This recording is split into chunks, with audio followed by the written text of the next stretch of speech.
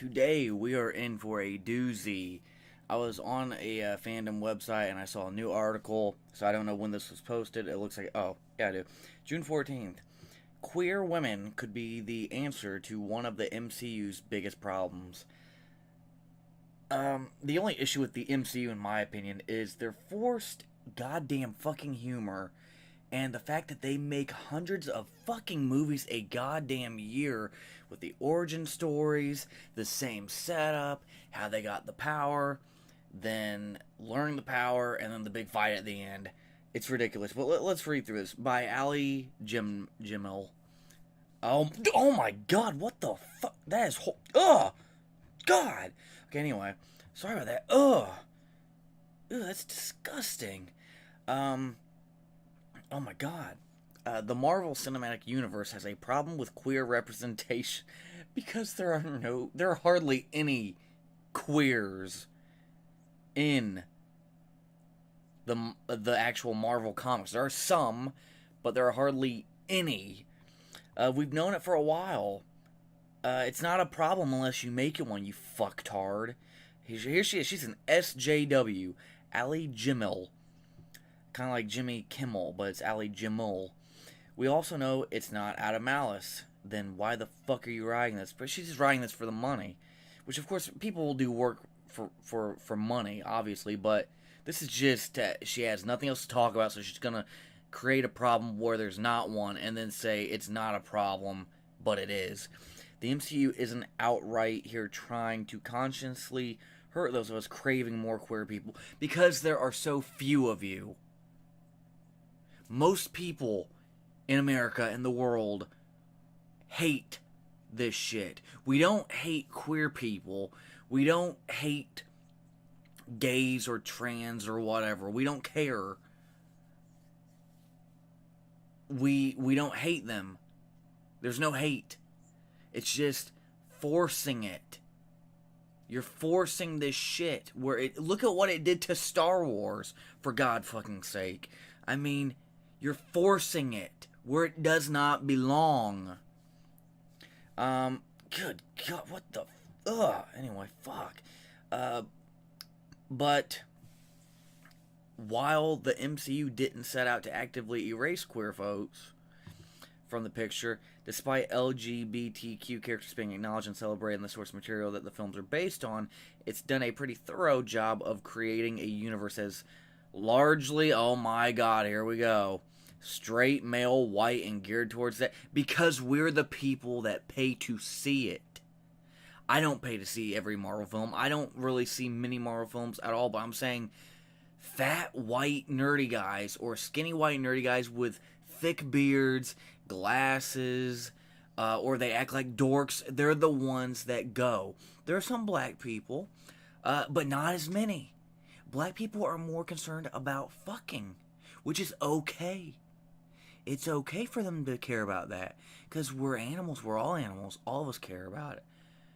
But we have different, we give importance to different things. We give more importance to some people. Some white people like effing more. Some white people don't even give it, like the jocks. They don't give really two shits about comic books. They'd rather be effing.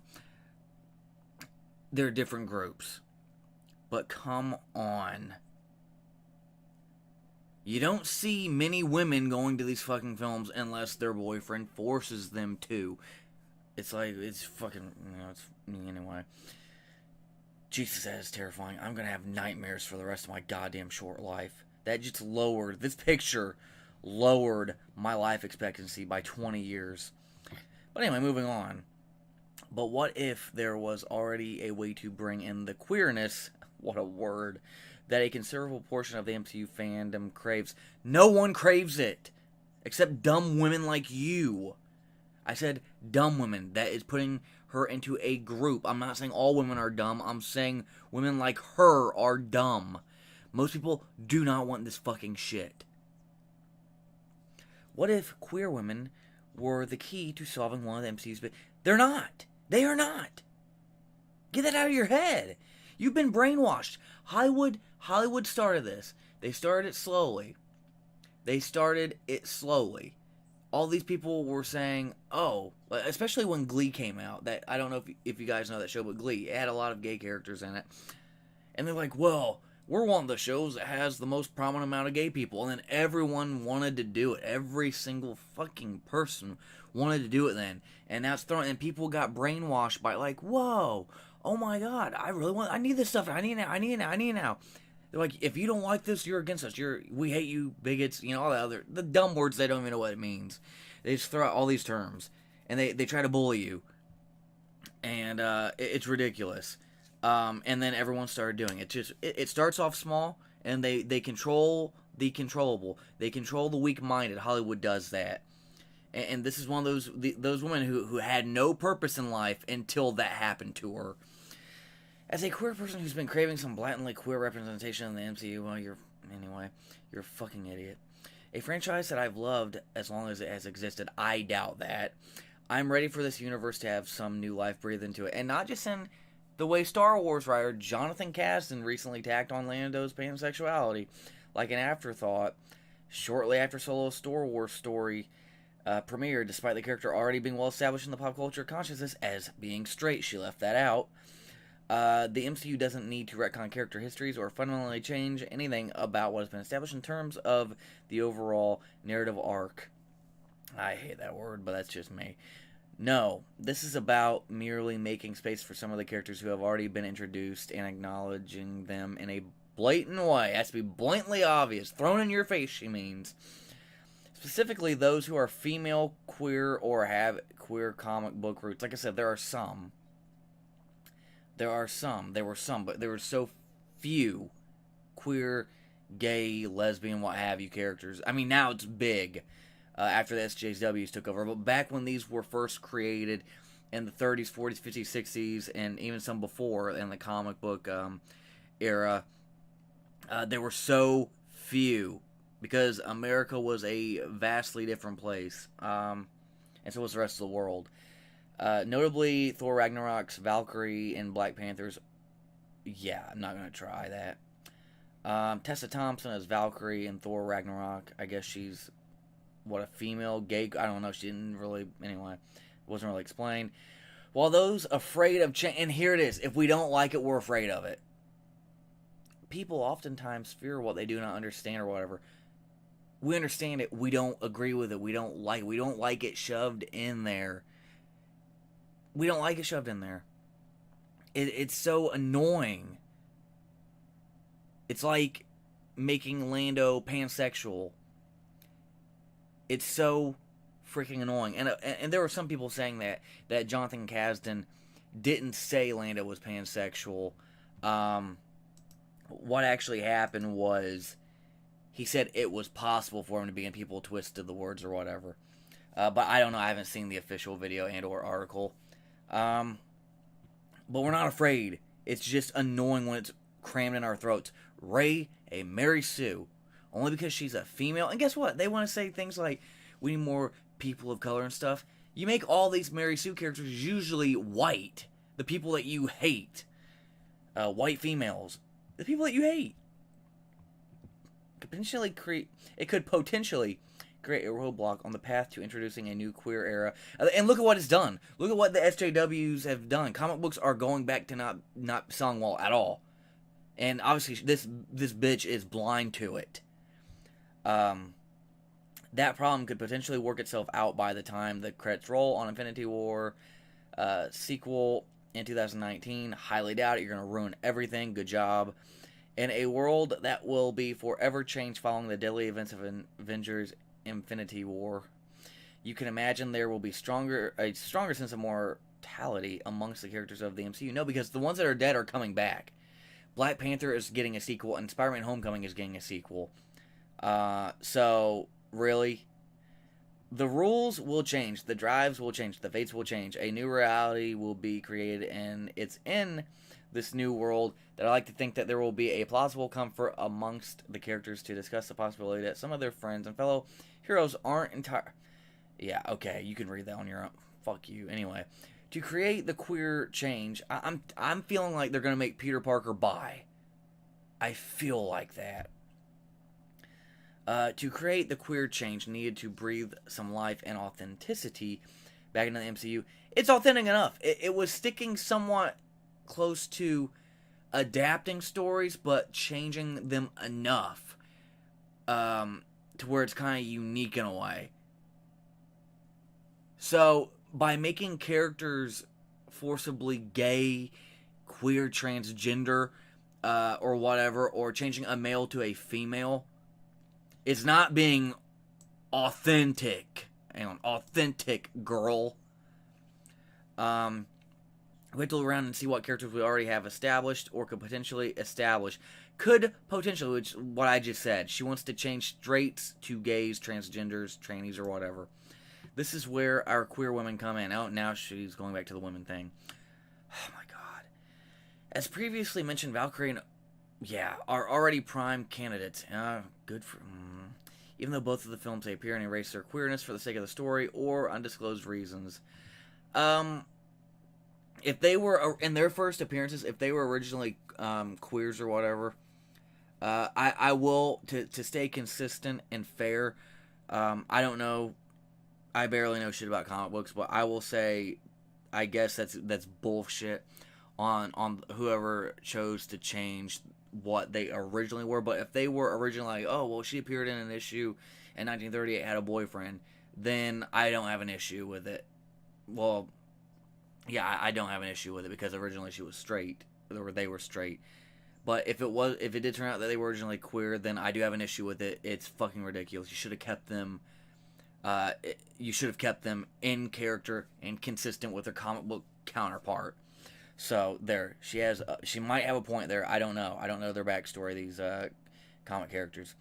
There's an opportunity to bring out their queerness once again. We've seen it hinted at and coded into their backstories and interactions with their female peers. Oh, yeah, whatever. I can't say that. Relationship with Io deserves better, people. But it is time to have them actually declare it. Oh, my God. So be blunt. I'm a queer. Like a dude says, yo, you're hot. She goes, I'm a queer. You know, like they have to always be blunt about it. The Walking Dead did this with Tara. The same goes for Guardians of the Galaxy's Nebula and Mantis, two characters who present as gender non-conforming and who may potentially be queer Are they? In the comic books? Are they? Potentially gives me the feeling that they're not in the comics. Can we not explore these characters on a deeper level, especially when Guardians of the Galaxy Volume 2 went to such lengths to discuss the rest of their backstories? Stop erasing the fundamental parts of who these characters are in Marvel. If they were not originally queer or gay, whatever, then fuck you for this sentence and your whole article. And if it turns out they were, then I guess I can agree with you on this part, that they changed a drastic part of their original appearances and portrayals in the comic books. And if it isn't revolutionary enough to imagine a cinematic universe where women of color... Oh my fucking god. Oh my god. And gender not... Oh my god. I highly doubt when these comic book characters came out, the gender non-conforming mindset existed. I highly doubt that. That is some 21st century fucked up... You are mentally ill if you fall into this category. Mentally ill. Characters change the dialogue around queerness in the MCU. Let's imagine the possibilities that come with Phase 4, beginning with Captain Marvel.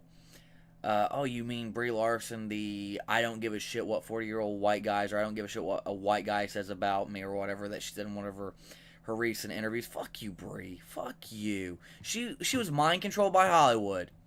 Went to those Hollywood parties where they were throwing this, oh, women, don't worry about it, man. Don't worry. That's why marriages are, that's why relationships are failing more. Men, there's a reason why. What is it? Is it gender roles or whatever? You cannot have two leaders live together peacefully if both are fighting for control. And I've seen it online as well. You have these women now who are like, well, I have a boyfriend, but I'm allowed to be on this dating website. I'm not doing anything wrong. And it turns out they're saying, oh, to other guys and their little messages, oh, you're hot, you're so sweet, I would bang you if I wasn't dating my boyfriend. It's ruining the world. Like, it's not cheating. I didn't actually do anything. You are flirting, and you are saying you would do this other guy or guys or whatever.